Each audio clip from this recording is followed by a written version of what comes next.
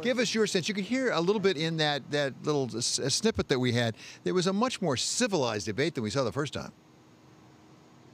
Clearly, and based upon my reporting, I can tell you that Republicans, especially upper echelon Republicans close to the president, are breathing a collective sigh of relief that he didn't go the full Kid Rock, so to speak, against Joe Biden, especially on the issue relating to Hunter Biden and as it relates to other more controversial topics, to be quite frank with you. But moving forward, this is all about the swing states. On the issue of immigration, Republicans trying to save Arizona, a state that has 11 electoral votes and a state that President Trump defeated Hillary Clinton by 3.5 percentage points in 2016.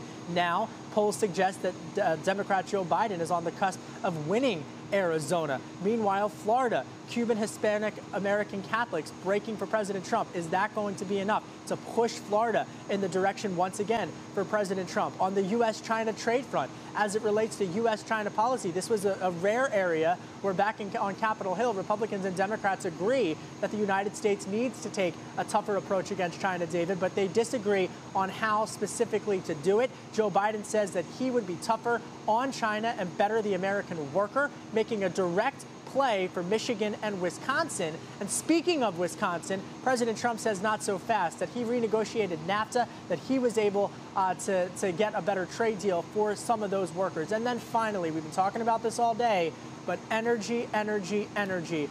That moment at the end of the debate where Joe Biden was taken on by President Trump on the issue of fracking in particular, where Joe Biden has to look to really a narrow political tightrope to appease the AOC Green New Deal crowd versus Connor Lamb country in the southwestern portion of the state, as well as the southeastern refinery portion of a state like Pennsylvania.